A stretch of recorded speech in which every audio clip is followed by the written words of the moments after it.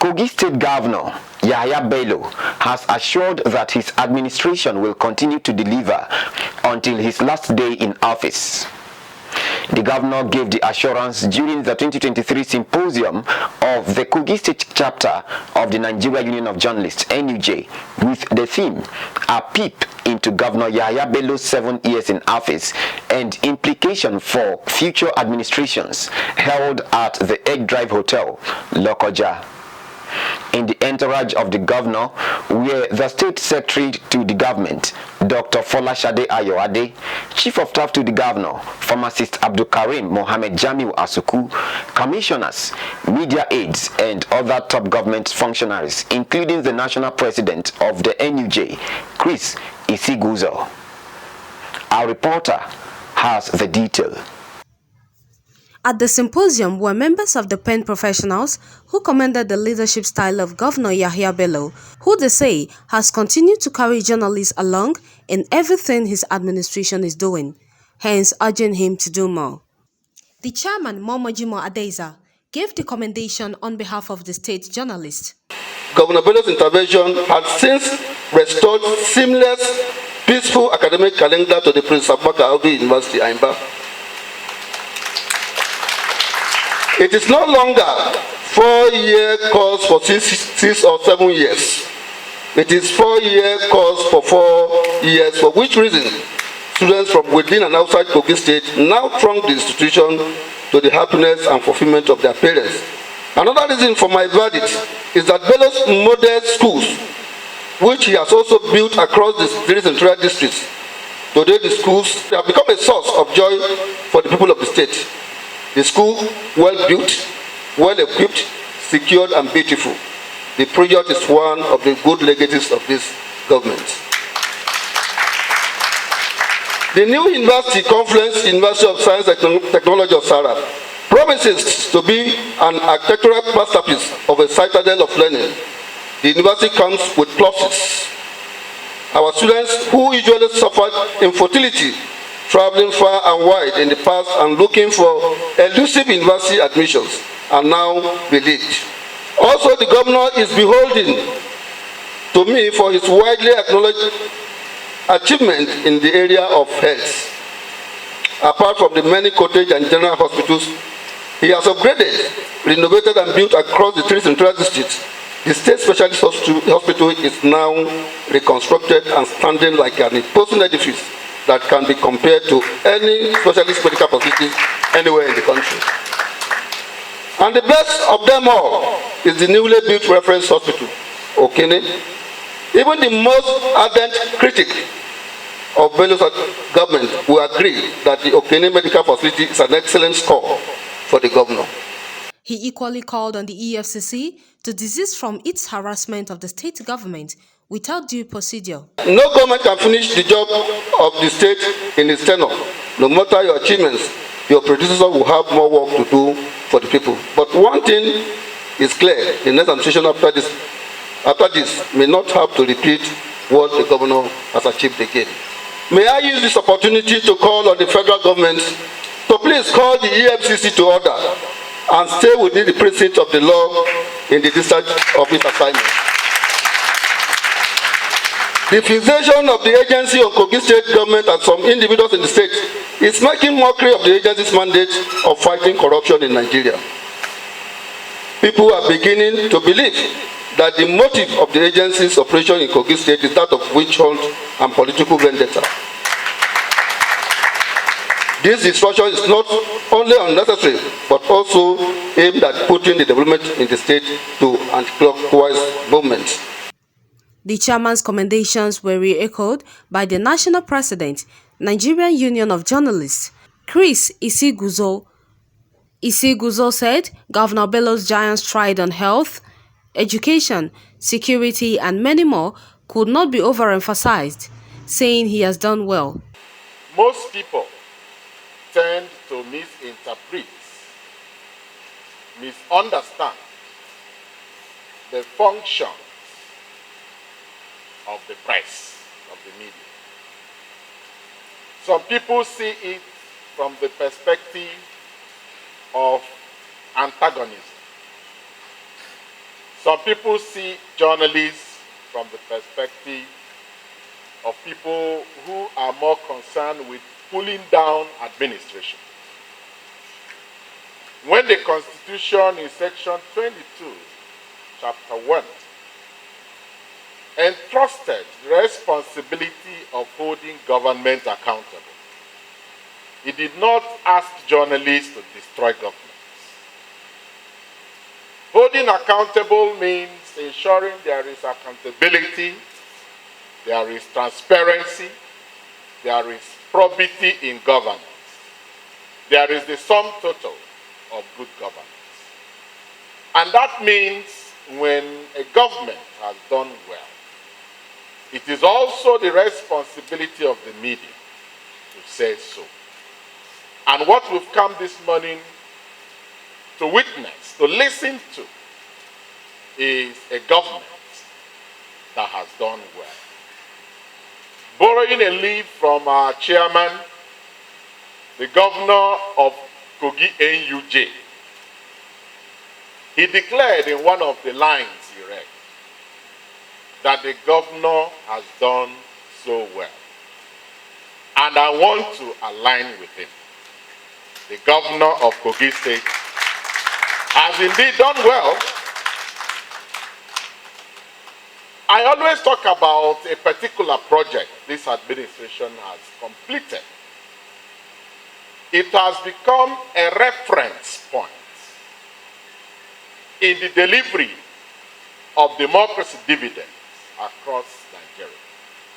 And that is the reference hospital. We have governors, and when I speak like this, you must know that I speak from the standpoint of reality. We have governors in our country who, instead of bringing such an edifice to their state, would rather go to Australia, go to United Kingdom. Honorable Kingsley Fanwo took time to list other countries in Africa. They would rather go to those places and build such facilities. But for the governor of Kogi State, he felt the need to address the health care issues facing the people of Kogi State, who have reposed their confidence in him. And that's why he brought such a reference hospital that has become a reference point. We must have to applaud the administration. Even the blind, even though earlier speakers have captured the flyover, I always pass through Lokoja for several years before I became president. Today, at that point, even the blind can attest to the fact that now there is government in Kogi State. On the call by the state chairman Momojimo Adeza to the EFCC and journalist Modesty on delivery, the national president approved the recommendation, adding that it's good to praise if a leader is doing well and vice versa. Even the blind can attest to the fact that now there is government in Kogi State. And we want to again applaud the administration. Because democracy is about making impact on the living standard of the people. Any democracy that does not impact positively on the people is not democracy. By the steps taken by the present administration in Kogi State, indeed, you can see a government and administration that is people-centered. And that is what democracy is all about. Without taking the assignment of the lead speaker away from him, I want to signpost the fact that what Kogi AUJ has put together has the total endorsement of the National Secretariat of the NUJ. And the text he has read for us also has the endorsement, tacit endorsement, of my humble self and by extension, the national leadership of our great union. At a time like this, it will be a disservice if I handle the microphone, I don't address very critical issues facing us as a people at this critical point in time. Without pandering to the whims and caprices of political actors, this is yet another moment that history will record us for good or for bad. If we step out there, pick our pens and our phones and write what will continue to enthrone discipline, good governance, unity, and peace in our country. I therefore want to advise you, when you pick up that your pen, if what you are writing is not going to pull people out of squalor, what you are writing, if it will not pull people out of poverty, what you are writing, if it will not pull people out of ignorance, please drop your pen. You are not writing for Nigeria. As you step out on the 25th and on the 11th of March to report the elections, please bear in mind that there is only one country we will call our own, and that is Nigeria. Don't become another oil that will fuel or add or blow out of proportion and already inflame the situation. The country is charged. There is tension. There is fear around and across the country. Please don't add to it.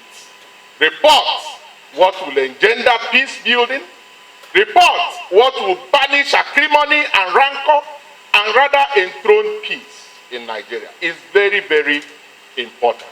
The discussants, who were selected across the education, finance and security sectors, took time to inform the audience of what the government has done, what is doing, and what the future holds for the people of the state. Because of the fact that he was so committed to the maximum STEM, he approved the allocation of 30% of the state annual budget to education alone.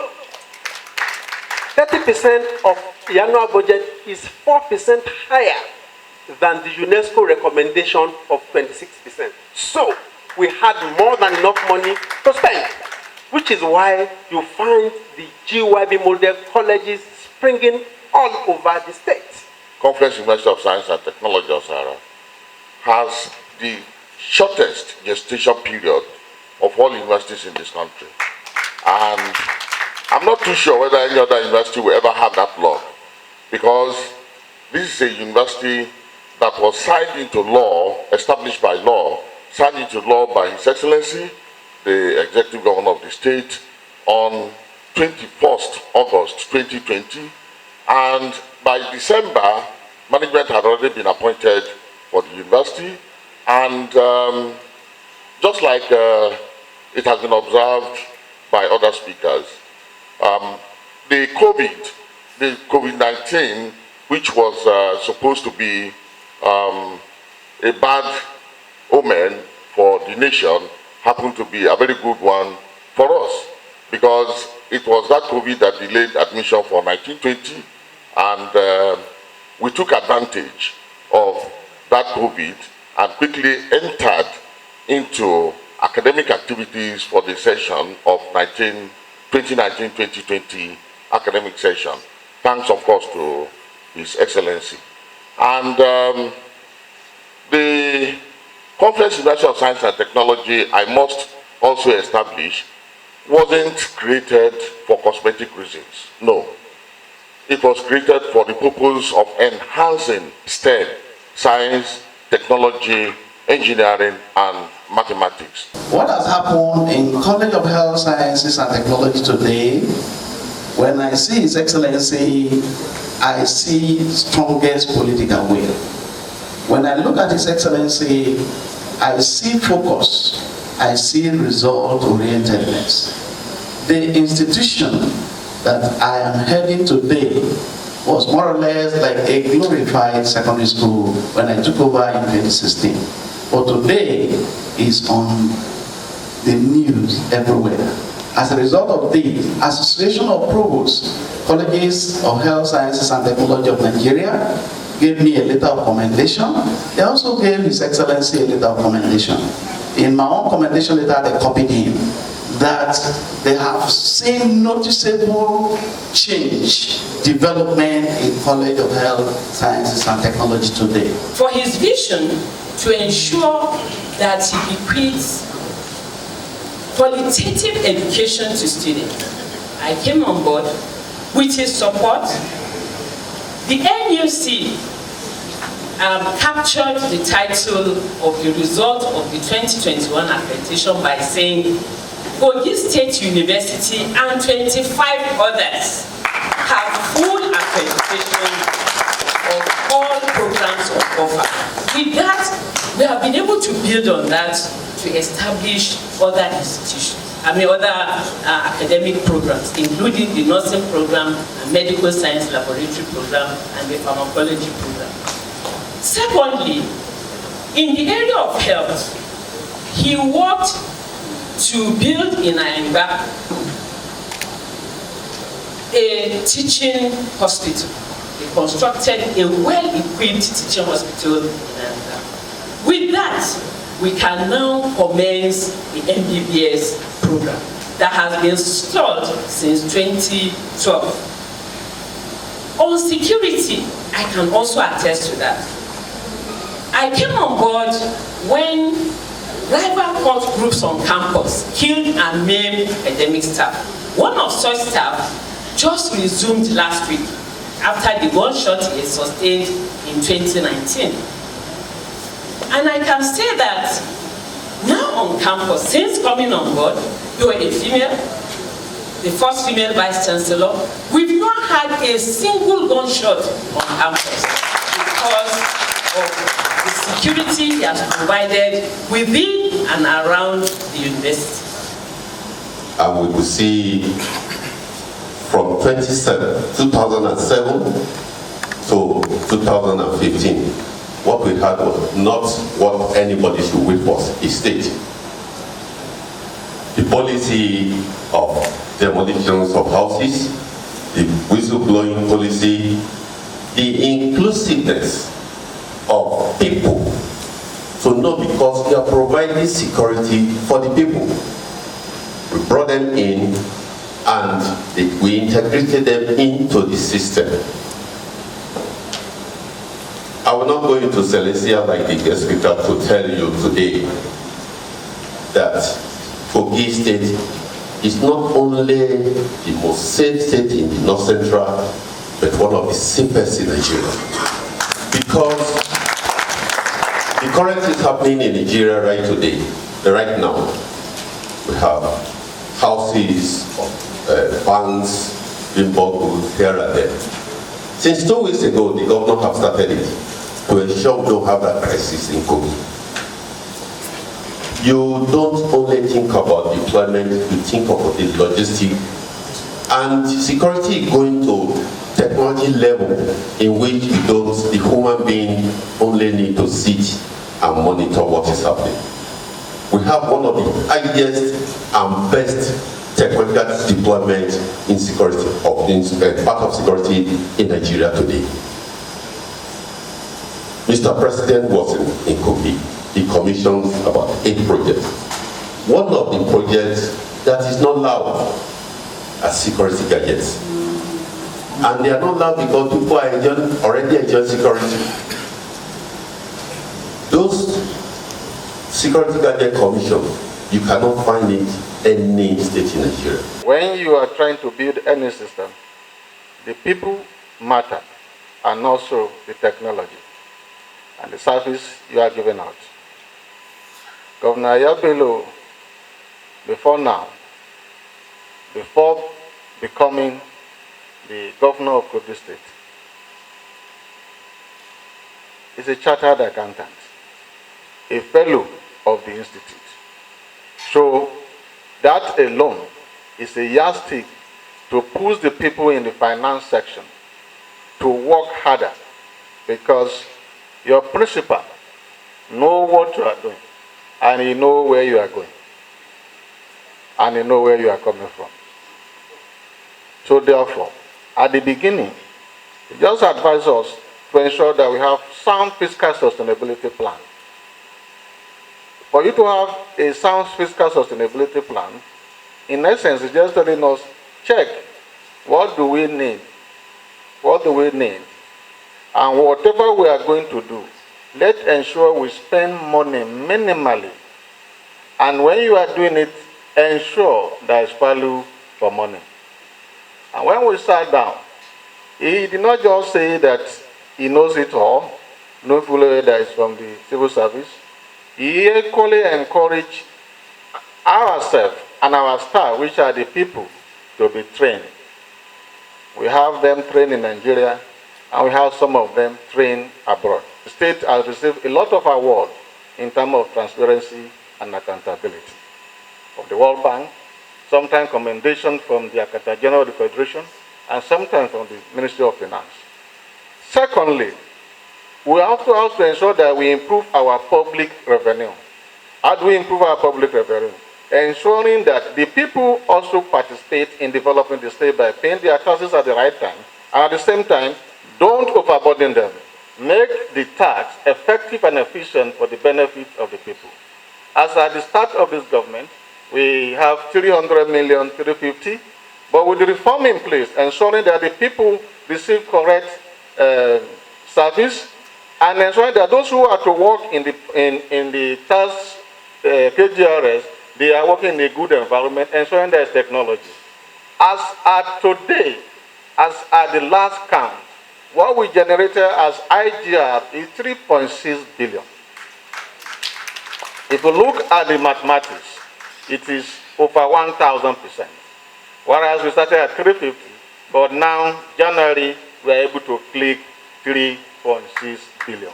The guest speaker, Emmanuel Okoliko, appraised Kogi governor for doing so much, called for continued support to enjoy more dividends of democracy, even as the people look forward to electing another governor in no distant time. It is important to say that Yahaya Bello became governor and more history came to play. The idea that you shouldn't be too young to run had been there, but it got energy. It got revived because Yahaya Bello became governor of Kogi State. At 40, he became Nigeria's youngest democratically elected governor. Clearly, no guy in his age and at that time, even before him, who dared to face the devil. But he came, he saw, he conquered, and what I can see and tell you there from my people experience is a man who is laden with high-level, massive political dexterity, a man of focus, a man with vision, a man with administrative doggedness, capacity, and high level of intelligence. This is just a description of the man I saw when I peeped. The moral lesson, the moral nugget I want to throw is that everyone wants to be at the top, of course. So those who succeed in doing so are applauded. Unfortunately, not everyone who reached the top was able to stay there. A big accomplishment is winning an election in the first place or becoming a governor. But you know that an even better accomplishment is effectively governing. Being elected governor may depend on luck, chance, or some sort of natural occurrence. But delivering the goods of governance is a different story that requires capacity.